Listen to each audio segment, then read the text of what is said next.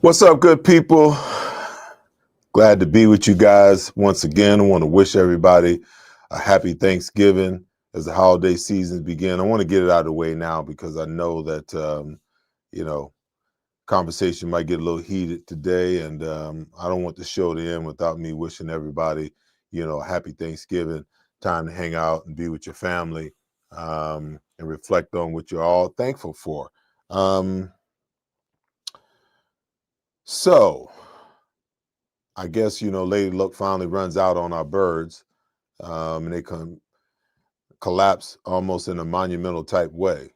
They go down to Dallas, jump out to a quick 21-0 lead, and then all of a sudden the offense goes stagnant, dormant, and to add injury to insult, the defense loses two starters and just runs out of gas down the end.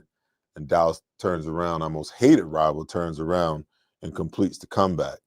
But hey, it's still 8-3. Everything that they want's right there in front of them.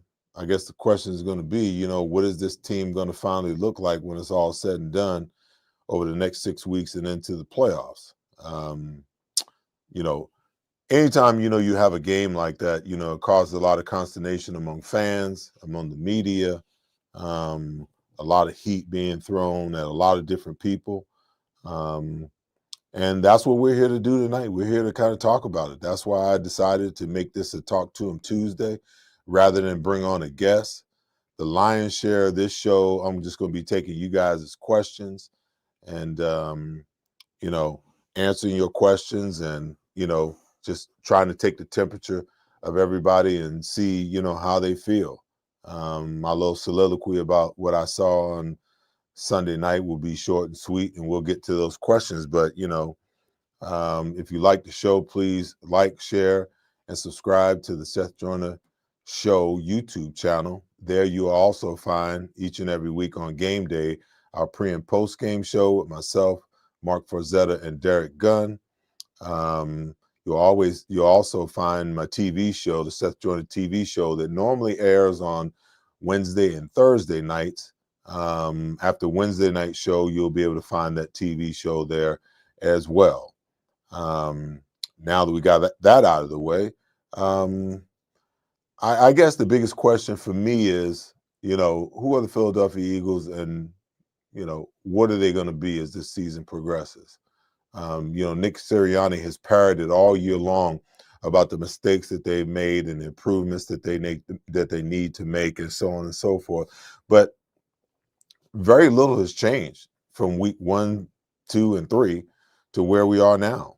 You just know that the law of averages at some point in time is going to catch up with you when you play the game the way that they play it. For some reason or another, you can't get the run game going. The offense, the passing game at times looks stagnant more times than not. No creativity, high predictability. And to make matters worse, the most important unit on the offensive side, as we're all learning and seeing, is the offensive line. And you got injuries galore. Lane Johnson out with a Liz Frank injury. Don't know how long he's going to be away. Cam Jurgens in and out of the lineup this year with the knee and the lower back surgery from the offseason. I don't think he's anywhere near 75%, nor probably will he be the entire year. The injury plague, Landon Dickerson has just, been in and out of the lineup with one thing after another. And, to be honest, Jordan Mailata is just not playing his best football at all. This offensive line looks nothing like, what they looked like last year when they just dominated the NFL on their way, to their second overall Super Bowl. Therein lies the crux of, what the problems are. And I'm hearing these narratives about Saquon Barkley, and he's not what he used to be, and we need to give some of the running load to Tank Bigsby because, he's averaging 9 yards a carry. Let me tell you guys something. The optics for the change of pace of the backup running back are always different in comparison to the guy that just shredded the NFL for 2,005 yards last year. Everyone's main objective is to get the home run hitter under control. So we get a couple of really nice plays out of Tank Bigsby. And I'm not saying that, potentially, he can't be of service to the Eagles. But when you get mop-up duty in the second half of a game, you're blowing out the New York Giants and you rush for 9 carries for 104 yards. And when you get spot duty, especially in third down situations, third and long situations where you hand the ball off on a draw, you manage to break a couple of tackles and get a first down, the optics of that for him is so much more different than it is for Saquon Barkley, okay? If you took him and you put him in Saquon Barkley's continued, extended role, the way this offensive line is playing, I would submit to you that you'd see the same kind of production out of him that we're seeing out of Saquon Barkley. I don't believe he's lost a step. I don't believe that the amount of touches he had last year is affecting him like so many people do, because I've seen him have the burst when he's given room to operate. I've seen him rip off a long touchdown against the New York Giants. I've seen him bounce plays outside. But when you go to take the ball and you are immediately hit the second that you get the ball, that's a problem. I mean, Walter Payton, my all-time great, Earl Campbell, O.J. Simpson, Eric Dickerson, Marcus Allen, none of those guys are operating under those auspices.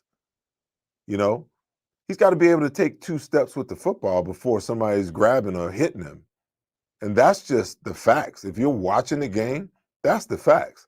Now, not every running back makes every correct decision. I get that. But you can't pick at the small amount of bad decisions that he makes, and make a big deal about it. Yeah, he's probably trying too hard.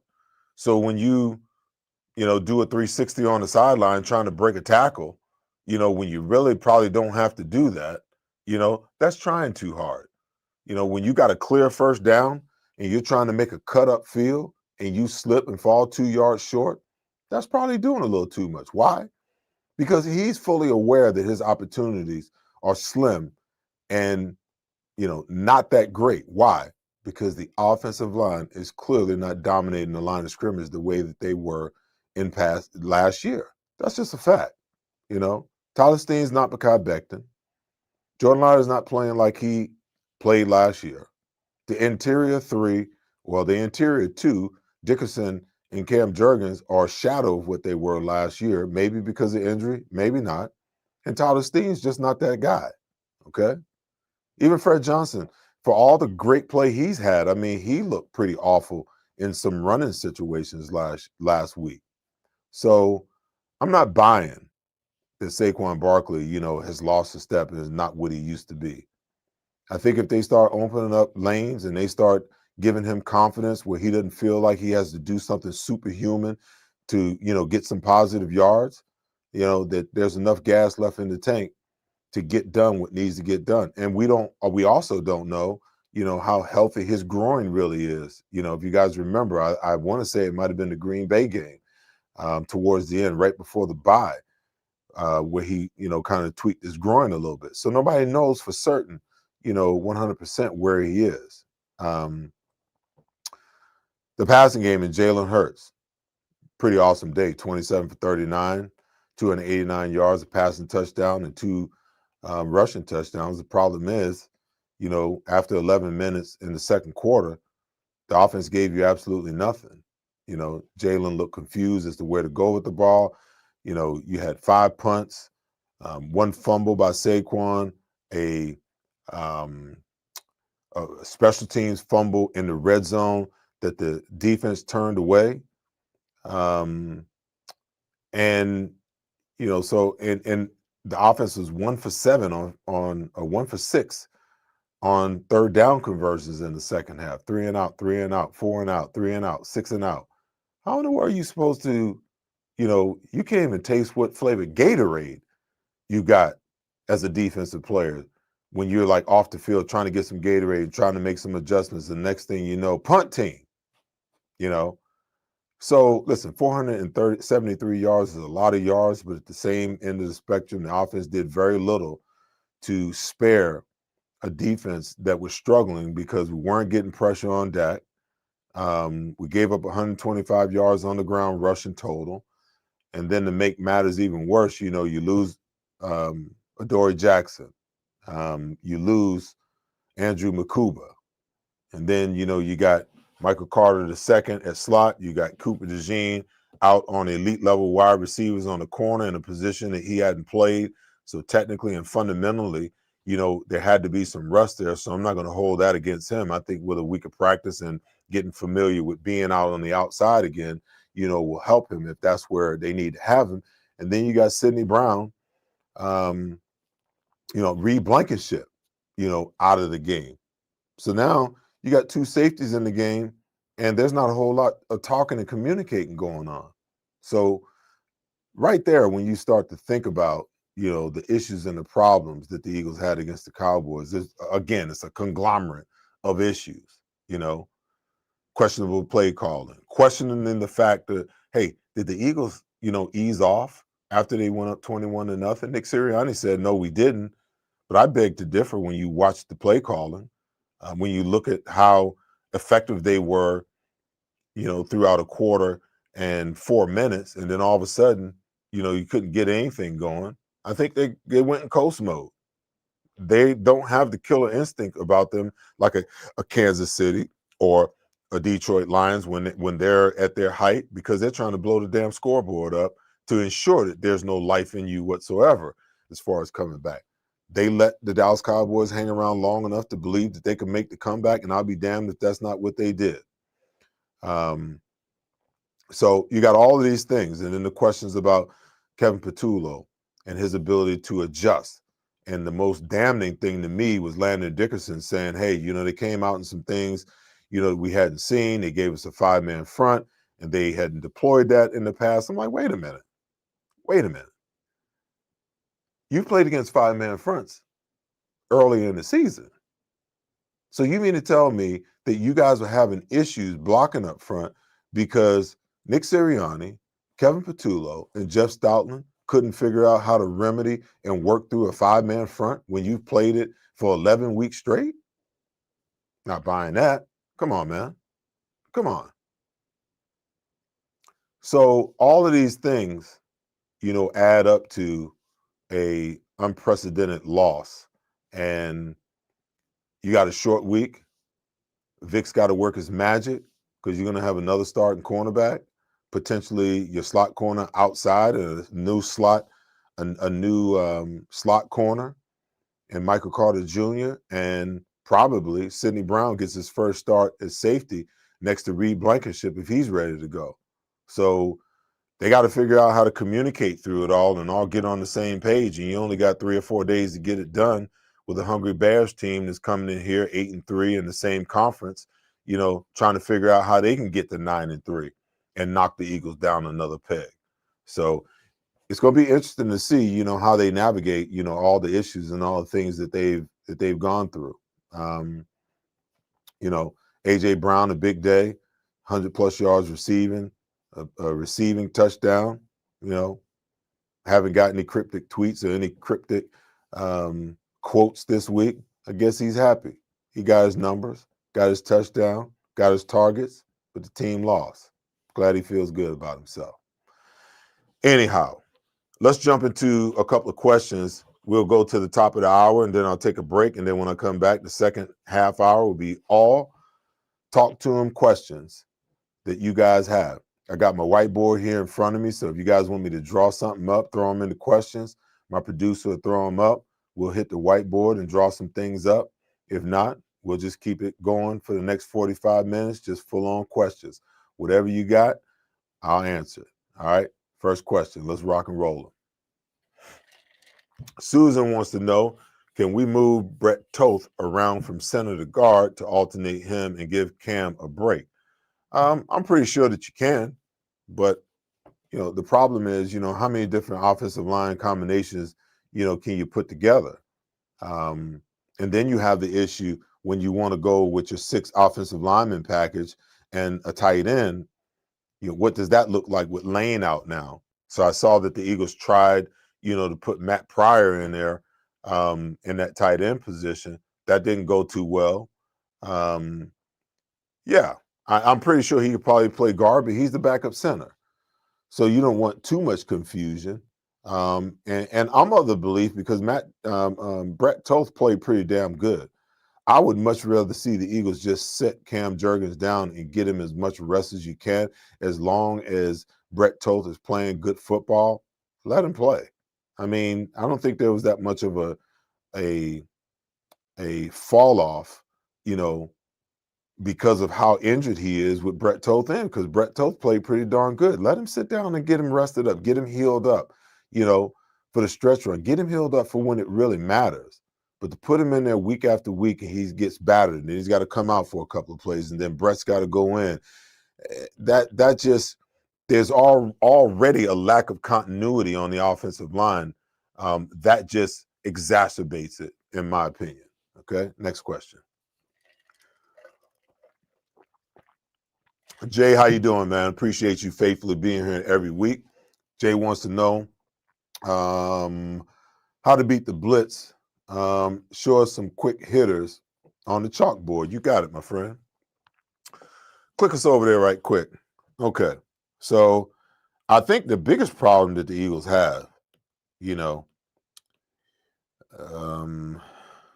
biggest problem that they have at times is the zero blitz.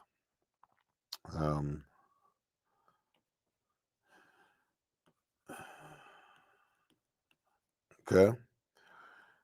Corner, slot corner, safety. Let's get the linebackers and the free safety. Okay. A lot of times what happens, these teams are running some level of gap blitzes. So you bring the safety down, bring him off the corner. He's in that gap. He's in that gap. Get the linebacker hitting here. Got him jumping the gap, the linebacker hitting there. And that end, that should be an end, is out here. To make matters even worse, so you got 1, 2, 3, 4, 5, 6, 7. And you got 1, 2, 3, 4, 5, 6, 7 to block it, okay? If he blocks there, you got man-on blocking across the board. But oftentimes what they'll do is they'll loop that guy under and bring him down late. Now you got a free hitter, okay? And the free hitter causes a problem because when Jalen gets the ball, he's only going to have a split second to get the ball out of his hand. So we've been seeing a lot of go routes out of the Eagles in this situation. What I'd really like to see is, let's move these two out of the picture. Let's just act like they're not there. Stack these guys, okay? They're still in man-to-man, and they're going to try to fight through it, okay? Easy, because you got nobody in the hole, okay? Release this guy and rub him up, delay him, and shoot him to the middle of the field, okay? Because he's going to try to stay there, and he's going to try to fight through. But you create a natural pick, okay? And you're going to tell me that right now that's not wide open when you got the entire middle of the field wide open, okay? The other thing is, okay, let's figure out, how to incorporate hot routes. And I'm talking about hot routes that's not always incumbent upon A.J. Brown running, a slant route. Because a lot of times they're going to take that guy in motion, okay? He's going to run with him. And 9 times out of 10, A.J. is going to run a slant route. So what does the corner do? He gets up, he takes away the inside, and just like on that 3rd and 2 play where Jalen took the sack, is exactly what happened. He got jammed up, and there was nothing there for him, okay? My thing is, why not use leverage against players? Because if you're going to line up inside shade, okay, act like you're going to run the slant and just wheel out of it, okay? Pretty easy, simple route. Same thing here. You got this guy coming in motion, and this guy has to come inside out, okay? Why not run a slant flat combo here? You bring this guy here, he goes to the flat, he runs a slant. They're in man coverage, okay? They're in man coverage, especially if that guy's not up and bumping. Even if he is up and bumping, then you run this route a little more flatter so that you make this guy go around you. Now you got the guy to the flat easy. And I know that's a little convoluted there, so let me run it again. If this guy is up and press, okay, and this guy's the slot receiver's coming in motion, okay, and do it to the wide side of the field, not the short side. We do so much to the short side of the field that it like drives me crazy. The short side of the field is not enough room to do a lot of the things that these types of things, okay? Send this guy in motion. He's going to be trailing, but he's going to be trailing behind him because the thing that he doesn't want to have happen is for him to overrun it and this guy to get underneath, okay? So he's going to be slightly inside. If this guy's in bump, okay, he's going to stab him and come flat, okay? That's going to force and come flat here where you force this guy to go around. Now you got that guy to the flat right now. The only thing that remedies that is when you come in motion, okay, this guy, instead of playing up, instead of being up, he plays back, okay? He come in motion, he goes to the flat, and he does that. He'll jump the flat, and he'll just settle right here, okay? There's so many different ways. I mean, the thing I love about football, you can click me off, Randy. The thing I love about football is that I can live on this board all day long because I enjoy the X's and O's of the game. You know, even putting together different blitzes that most coordinators and most teams have never seen. Because I grew up in the game with a guy who was, you know, a blitzologist. And then I grew up in the game with another guy that was a blitzer, but he wasn't as overly a pressure guy, you know, as Buddy was. That's Bud Carson. And then I played for some of the greatest minds, a guy like Fritz Sherman. We used to play, you know, a 3-3 front and third down situations with me, you know, as the rush guy. And I could pick between all three guys on the front. I could get with those, either one of those guys, and I could run games, ETs, loops, TEs, all kind of stunts. So there's so many remedies besides just go balls. But I think the Eagles' mindset is it's always explosive plays. And how can we get explosive plays? If you're going to come after us in the blitz, or you're going to come after us, you know, in zero blitz, then we're always going to take the shot downfield. That's why you always see that big rainbow ball that Jalen throws to AJ in those blitz zero, you know, concepts, because sometimes they think that, you know, he's running the slant route. If they get inside of him, all he's got to do is stem him inside a little bit and take off. And Jalen, all he's got to do is just dump the ball in the basket. But that's their mindset. Instead of hot routes, you know, they can get the ball out of Jalen's hands right now, especially if you send the guy off the slot. That ball should come to the slot guy every single time because the safety's got to come from too far to be able to get there. It's a guaranteed, you know, catch. Now, it might not necessarily always be what you need in a long down situation, you know, but we don't know whether Jahan Dotson is a guy who can make people miss because we don't throw him the ball enough. You know, he doesn't get enough targets. And sometimes the ball just has to go to the open guy. I understand that AJ is their best wide receiver. I understand that he's receiver one, but sometimes the play is, you know, to your second or your third guy because they got a better matchup, okay? Like in that situation at the end of the game, first of all, they should have been running the ball in 3rd and 2. Run it. If you get 1 yard, go tush push. That's the first thing because you're trying to run out the clock. You're not trying to give Dallas the ball back, period.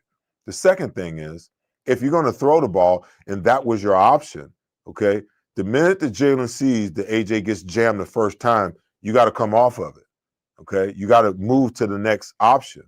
But maybe the primary shouldn't have been AJ with Deron Bland on him, Dallas's best cornerback. Maybe it should have been Smitty, or maybe it should have been Jahan Dotson. You know, sometimes you have to play the odds in the opposite direction and not have it be, okay, he's our best guy. Everybody in the stands, everybody, even the Martians on Mars knew that that Jalen was trying to throw that damn ball to AJ. And sometimes you have to do something different. Next question. Great question, by the way. 24 Birds. Thank you for the donation. Oh, by the way, the donation that you see there on the board, any donations tonight goes to the Joyner Family Foundation. We are adopting 3 families for the holidays this year. Hygiene, a meal for the holiday, hygiene items, gifts for the kids. And if we raise more than, you know, what our goal is, about 10, 12 grand, then we'll just, you know, adopt another family for the holidays. But any dollars that are donated, you know, in any of my shows, the rest of this year will go to the Joyner Family Foundation. And thank you guys, you know, for any little bit of help, or if you're so inclined, you know, big help, because no donation is too small nor too big. All right. 24 Birds, thank you. He wants to know, how responsible is Stoutland for knowing how healthy the O-line is and having the backups prepared? Is Stout still the run game coordinator? You know, the second part of that question, and leave it up there for a minute, Randy, please. The second part of that question, I would say that, you know, he probably is, but it doesn't matter, you know, what kind of plays you coordinate if the guys up front can't block it. Like, put the whiteboard up 1 second, Randy, because I just want to show you guys, you know, a blocking concept that like blew my mind, and I'm just going to do it on this side, okay? So I'm trying to remember. It must have been against his game before last, okay?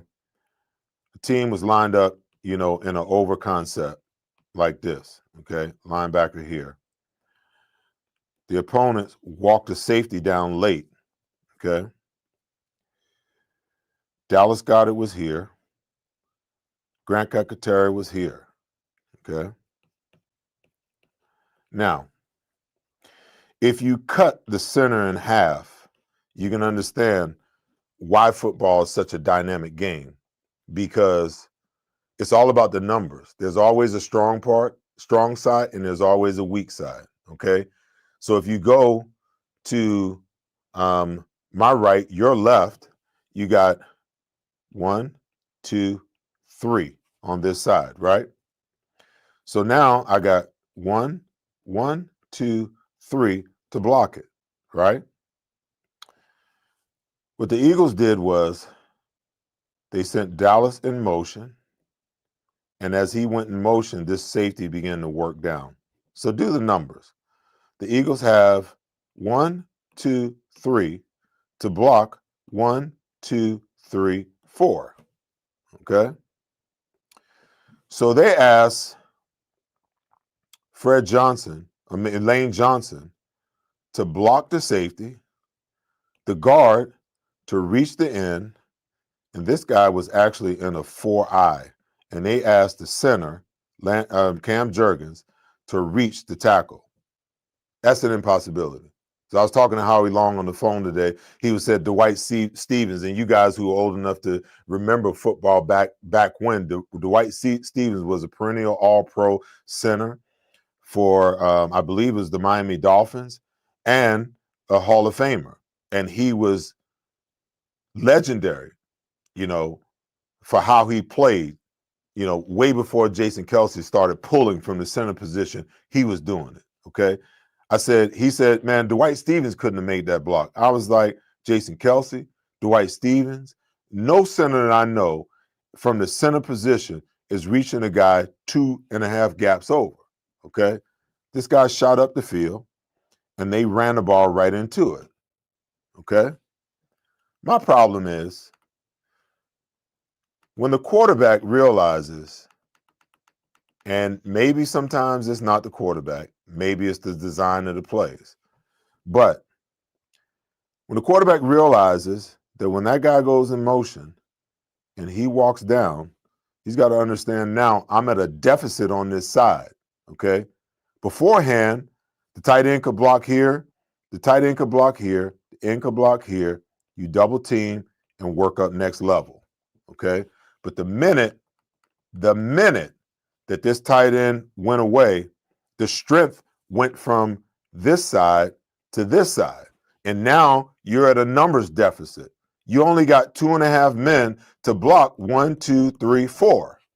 So what should have happened is the play should have been checked, okay? And they should have ran the ball to this side where they have the numbers, okay? Now he's over here, 1, 2, 3, 4.5 to block 1, 2, 3. Now, if I can see that with my football eyes and my football IQ, you mean to tell me that the players that get paid to execute the game plan and the coaches that spend 16, 15, 18 hours a day doing this kind of stuff can't see that the numbers were not in their favor to run it to this side?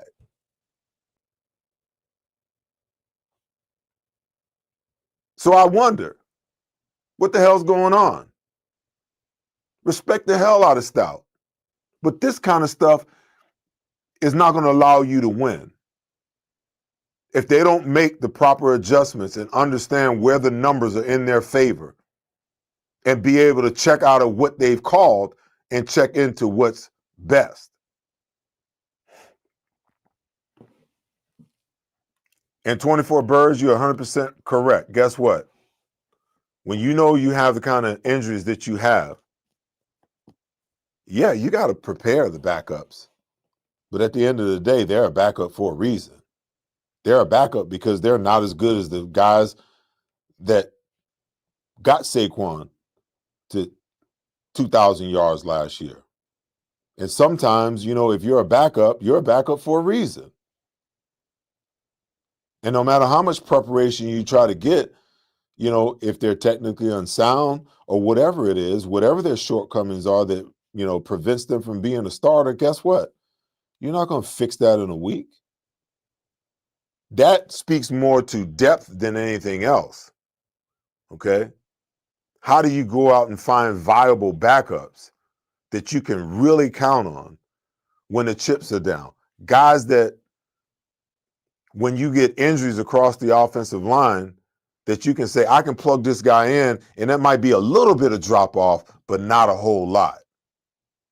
Like, you don't need a guy that you put in and you say to yourself when you're thinking about a play, oh, we can't run that because so-and-so is in the game. It's like on defense.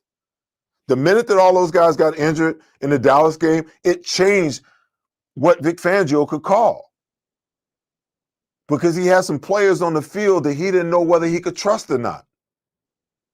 So to answer your question, 24 Birds, yeah, it's his job to get them ready.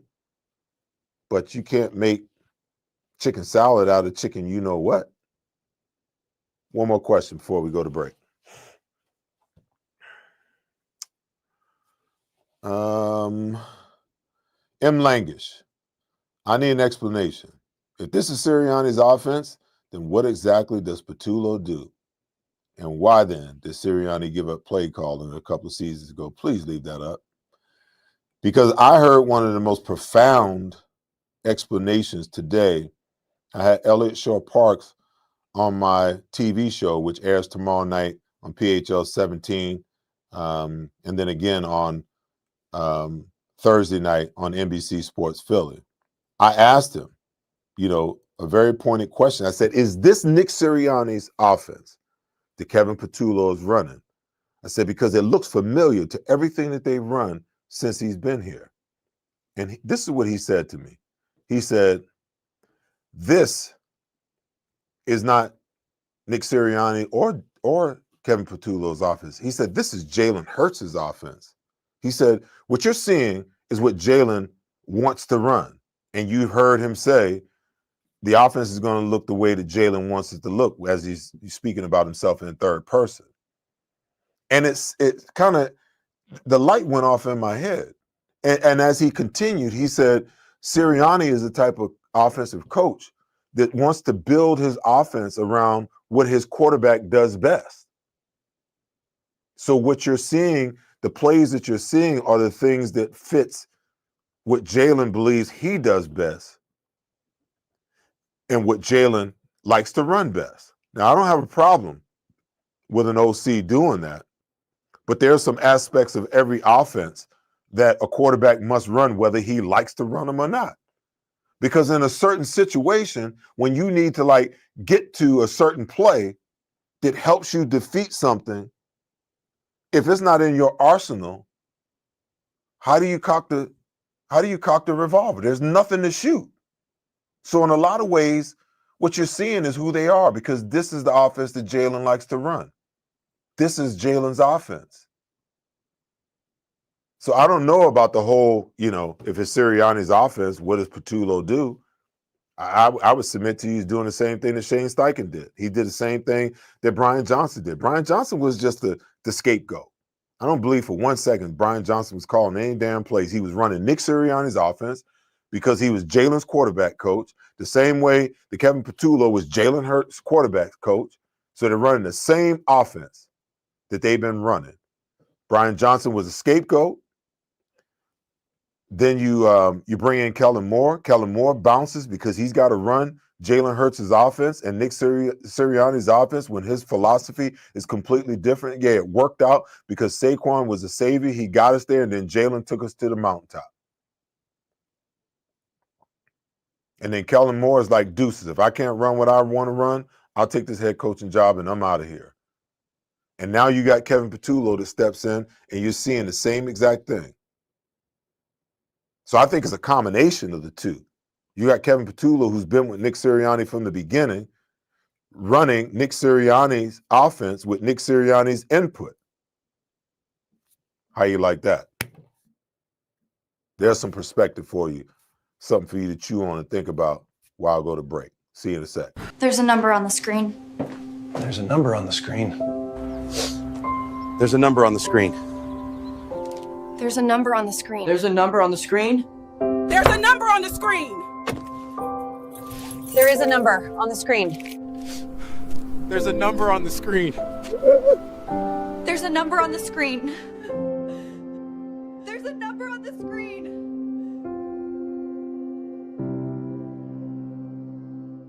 Since 1893, Weber Display and Packaging has been Pennsylvania's leading manufacturer of corrugated packaging and displays. We're family owned with 4 Philadelphia locations, 2 converting facilities, a warehouse, and a fulfillment center. Designed through delivery, we exceed customer needs. Weber Display and Packaging. Our core values drive everything we do. Come join our team. Welcome back, guys. We got about 21, 22 minutes. We're just going to burn through more questions. And I'm going to shrink down my response so I can get in as many questions as I can in the next 21, 22 minutes. Next question, Randy. Dave wants to know, what are some of the things the O-line can do different? I talked about being able to double team, especially when you get in your 4-man front. Figure out a way to double team the 2 tackles in the middle so that they don't wreck they don't get in your backfield and wreck your play. Kind of get away from some of these exotic one-on-one blitzes wherever you can. Because if you got 600 pounds pushing on 300 pounds and then work up to the linebacker, you have a much better opportunity to run the football. If they're going to consistently give you 5-man fronts on the defensive side of the ball, you're going to have to employ a 6 offensive linemen and keep Dallas Goedert in to help you block up running plays, and sometimes even go max protect so that you can double, like against Dallas. If you're going to go 6-man front, then why don't you just squeeze down the entire inside, get shoe to shoe from guard to guard, from guard to center and guard to center, and just squeeze it off and make them have to get outside the guards. There are so many different ways, that you can block stuff up. But, at the end of the day, like I said earlier, I think this football team is what it is, and they are, what they're going to be. They're going to have to make the most of it, and hopefully, they can find some continuity as the season progresses. Next question. Tyson wants to know what would be my defensive game plan against the Bears with both starting safeties out. Well, listen, Tyson, listen, man, they are going to try to run the football. I think they're averaging 146 yards rushing. DeAndre Swift is playing well for them. It sets up everything that they like to do, and you got to remember who Ben Johnson is. Ben Johnson is the same guy who had Knuckles and Sonic in Detroit, and Jared Goff, who I said before the Lions game, who he's pressure adverse, and the way that offense progresses and works is by getting the run game going first, then you open up play action pass. The thing about Caleb Williams is he's much more of he's much mobile than Jared Goff, so he can get out of the pocket, he can make throws, on the run, and he can make throws going to his right.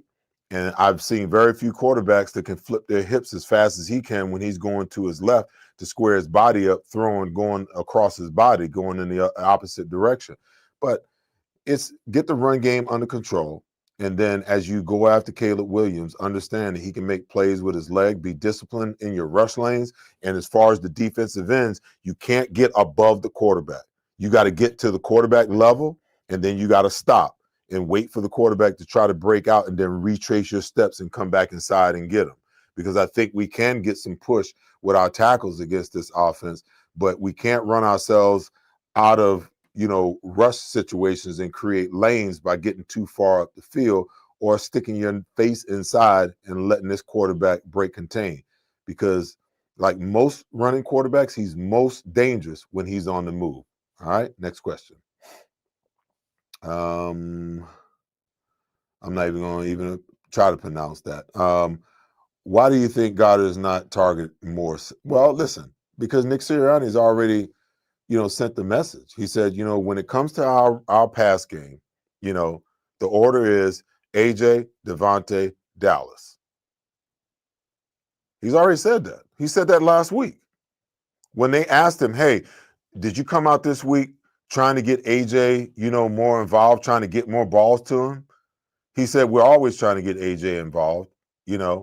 Our passing game always goes through AJ, Devontae, and then Dallas. So Jalen threw the ball 39 times last week. But just think about it. When he's on that pitch count, sometimes of 20 to 23, how many balls Dallas going to get if you throw it 23 times? And you're lucky if you complete 15 or 16 to 23. How many balls is Dallas going to get? I mean, AJ got to get 8. Devontae's probably going to get 6 to 7, And if you're coming off a situation where, AJ's made it known that he wants the ball more, he's highly likely to get something like 11 targets, like the week before last. 11 targets, I guess he caught 9 balls, As a matter of fact, let me look up the numbers and see. I probably don't have the total numbers, but the win against the Lions, AJ had six balls in the first half alone, and Jalen, out of 18 balls, AJ got 6 of them, in the first half. So what are you going to do? There's only so many balls to go around. And at the end of the day, if AJ's number one, he's going to get the lion's share. And then as great of a playmaker as Devontae is, he's going to get his share of them. And, sometimes Dallas just gets left out, think about Jahan Dotson. You go a whole game, you don't get 1 ball thrown your way. Or you go 3 games, and you get 2 targets in 3 games. It's crazy. Because to me, the ball should always go to the open guy, not one guy in specific. Unless if he's open, give it to him if he's the primary. If he ain't open, throw the damn ball to the open guy. Next question. All right, what is that? Old broccoli head. I see you. I see you. Would you like to see more of Tank? I feel like he can give us a solid 15 snaps a game. No. Like you're not paying Saquon Barkley $20 million a year to give Tank Bigsby 15 carries a game. Now, if you're talking about 15 snaps, then you got to show me his ability to catch the football. If he can catch the football, maybe you put him into some passing situations and you take some of the load off of Saquon. But if you're talking about giving him 15 carries a game, listen, that's what Saquon is averaging, about 15 carries a game, And like I said earlier in my opening monologue, listen, Tanks look good, but he's never going to see the type of attention that Saquon is seeing, because what these teams are doing now, they're defensing against what they saw last year. So in a lot of ways, when Tank comes into the game, that's an opportunity for them to exhale. Next question. William wants to know, why don't we run screens? Because they stink at it. They simply do. They don't run bubble screens well because they don't block it well. They don't run running back screens. They tried one last week. It was an absolute disaster on 1st and 15. They tried to run a screen. It wound up being one of the plays where they, 3 and out it. Because they got a penalty on 1st down, 1st and 15. They went screen play, running play, pass play, punt. They just don't run them well. Like, whatever happened to the old middle screen where you let everybody get up the field, okay? But you got to block it long enough to make them believe that, that you're actually pass blocking, which they don't do. Like, the defensive tackles take 2 steps and you just let them go. They're like, oh, shit, something's off, something's wrong. And now they start to re-step their patterns, or they knock the ball down because we don't entice them. We don't make them believe that it's a true pass play first. Middle screen to the running back, middle screen, to a tight end. I would love to see this kid, Cameron Latu, involved in the offense more, because anybody that blocks that way and plays with that kind of energy on special teams, you got to find a way to, implement him into the offense and give him some opportunities to shine. But then we always come back to the fact that, there's only so many balls to go around for so many players. Saquon's got to get his. AJ's got to get his touches. Devontae's got to get his. And, oh, my God, we forgot about Dallas Goedert. And if you start incorporating some of these other guys in and the offense begins to take off, somebody starts crying about targets. Next question. Eagles girl wants to know, I understand they view Saquon as a bell cow running back. No, he's not a bell cow running back. There was a couple of games last year where he was. Leave that up there for me, Randy, please. Bell cow running back is a guy who's going to get the ball 25 times plus darn near every game, okay? He had to do that last year because that was their plan. If you look at Saquon Barkley's carries over the endurance of this season, I can promise you he's probably averaging around 14 to 15 carries a game. So that's the bell cow deal. But why don't they try running back by committee to give opponents' defenses different looks, styles of runners? If your $20 million running back can't get it done, okay? I mean, you got to also think about the economics of the game. You don't turn around and hand a guy $20 million and then run quarterback by committee. Why would you do that? If Nick Sirianni and Kevin Patullo did that, I can assure you the next morning Howard Roseman will be having a conference, and maybe even Jeffrey Lurie will be having a conversation with Nick Sirianni on Tuesday. What are we doing? Highlighting Tank Bigsby and Will Shipley when we just gave Saquon Barkley $20 million a year. Not going to happen. Not going to happen. Plus, I don't believe that Saquon's the problem. Some of y'all do. You're entitled to your opinion. I just agree to disagree. I do not think that Saquon Barkley is in the least bit the problem with the running game. I think that 99.5% of what plays the Eagles' rushing game is play calling, blocking scheme, and our inability to dominate the line of scrimmage like we did last year. I do not believe it's Saquon Barkley. I don't buy into that at all. Next question. AY wants to know, do I think they'll ever give Jalen full control of the offense? I'm just curious what you mean by full control of the offense. I think he has the freedom at the line of scrimmage to check out of plays and get to different plays. I've seen him do it and make big plays. I've seen the hand gestures that he makes to A.J. Brown from time to time, signaling what he wants him to do, changing plays at the line. Devontae Smith said, hey, 1 and 11, they do what they want to do for the most part. I think what the Eagles need to do is to get into more hurry-up offense. So if you want to talk about more control of the offense and that from that perspective, I say yes, because I think they're a lot more efficient when they run hurry-up, because I think that Jalen has more control of the plays when you're in hurry-up. Because when you're going that fast and you're not even allowing the clock to get down to 15 seconds, that means that the quarterback is calling some of his own plays at the line of scrimmage. Do they have the confidence in him to do that? Or do they have the confidence in him to have more control of the offense? That I don't know. But I've seen them be successful in situations where they get to a little more tempo. But the problem with tempo is if you don't get a first down, like, you're off the field in less than a minute. And your defense is right back on the field.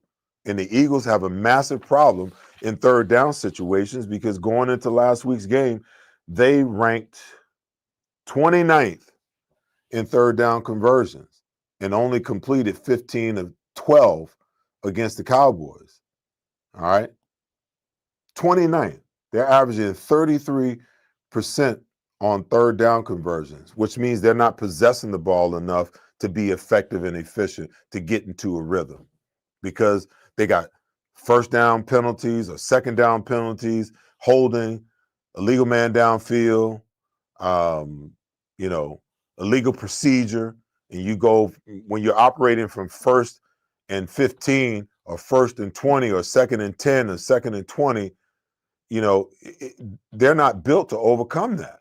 They're just not a good third down team, because they refuse to run routes, to layer routes in a way where you can get half of it. This, 8-yard all stop routes, and the defenders are sitting on it waiting for you to do it. That ain't it. So where's the creativity? What can you do different to give them the look that that's what you're doing? Where's the motion? Where you motion, you short motion AJ or short motion Devontae and trips and scream them across the field at 5 yards, confusing the eyes of the linebackers, forcing them to bite up out of a zone, and then you hit a deep dig behind him with AJ. Or you get Dallas on a crosser right behind him. So now you got 2 levels. If the linebackers want to sit back and take away Dallas on the deep dig or AJ, you hit Devontae. It's 5 yards guaranteed. Just as long as you hit him before he gets to the hash on the other side, because if they're in cover 2, that corner's going to knock him out. Football ain't that complicated, man. It really ain't. It ain't that complicated, Next question. Money Man wants to know, are the Eagles suffering from Super Bowl hangover? I'm not a big believer in that. The Kansas City Chiefs went to 3 Super Bowls in a row. They wasn't hungover. So, not to be disrespectful to you, my man, but miss me with that one. When I've seen teams, go back-to-back, the Denver Bronco team that I played on in 98 went back-to-back Super Bowls. I can tell you there was no hangover in practice, when I was there. We won 14 games in a row before we lost one. So I don't buy that. I don't buy it. Next question. Eagles girl again. Man, my producer must like you. What's the best way to contain Caleb on Friday to keep him from making big plays and scrambling? Okay, I'm going to go to the board one more time. just to give you guys an idea, and I'm going to give you the blueprint for what Vic Fangio did with Patrick Mahomes last year, okay? So the ends lined up outside, okay? And the tackles are here. Quarterback's here, whether it's Mahomes or whether you're talking about Caleb Williams. So when you rush, okay, these guys are going to try to get a push, and Jalen Carter, for all intents and purposes, is going to get double.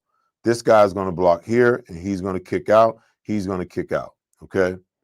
What the Eagles did so well in the Super Bowl against Patrick Mahomes is they rushed in a straight line. Whether they had to push that guy back or what they never did was when that guy set, they never ran around him, okay? Because look at the lane that you create anytime that you run around him. I was just talking about that, a little earlier. But what they did is they condensed the pocket by squeezing in this manner, and then you had Milton Williams winning here, and every once in a while, even though Jalen Carter was double, he was still getting penetration and not leaving anywhere for Patrick Mahomes to step up into, as well as, how it would look for Caleb Williams, okay?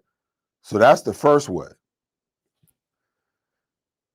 The other thing is they cannot ever get unbalanced with these two guys in the middle.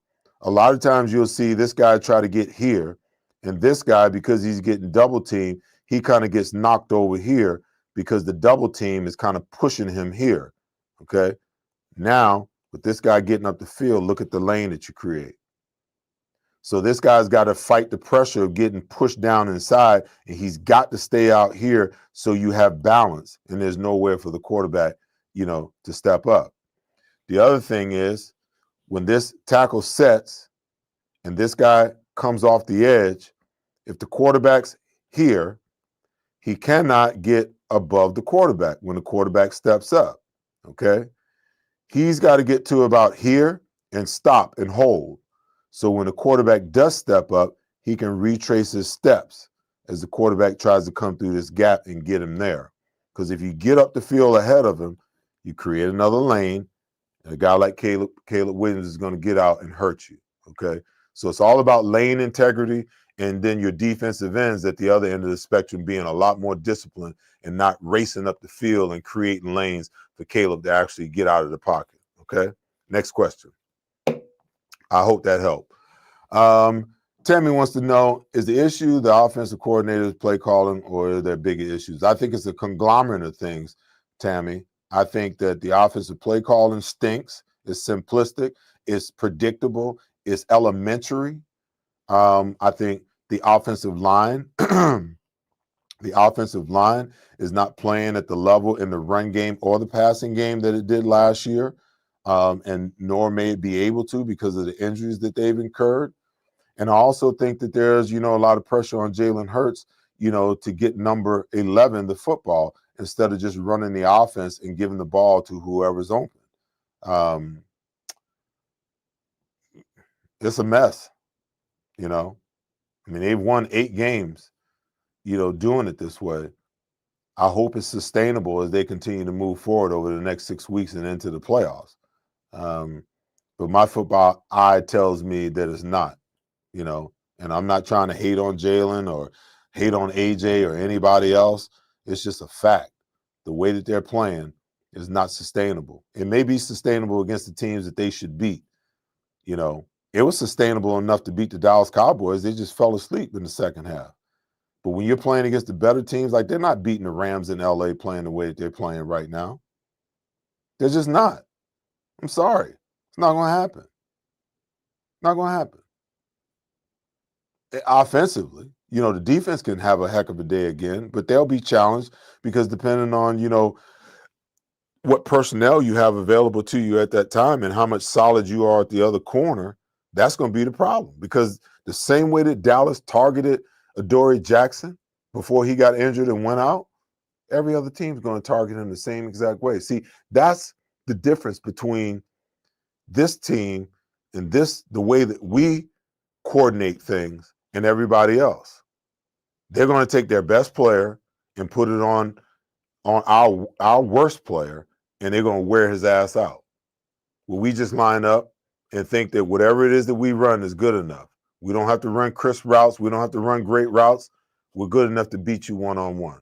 And then we put all the pressure on our quarterback to make something happen. And then when we can't, it doesn't happen, we want to break down film and explain why. And I know some of you are probably saying, oh, but you put that clip up, that still up. Yeah, I put it up because I wanted you to see AJ get jammed and Dallas open for a split second.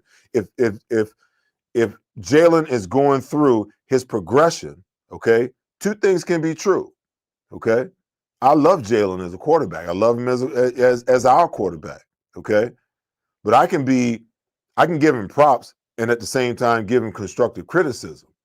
If I go and I look at that play, AJ got jammed twice, and Jalen kept waiting for him to get off the jam, and he never got off the jam. Well, if he goes through his progressions properly, it's 1, 2, 3, okay? Not 1, 1, not 1, 2, and then 3. No, 1, he's jammed. 2, to Dallas. Give it to him right now. It's a first down. So people always say, oh, you put those stills up like, you're better than that. No, I'm not. What I did was I tried to give you context to what I was trying to say.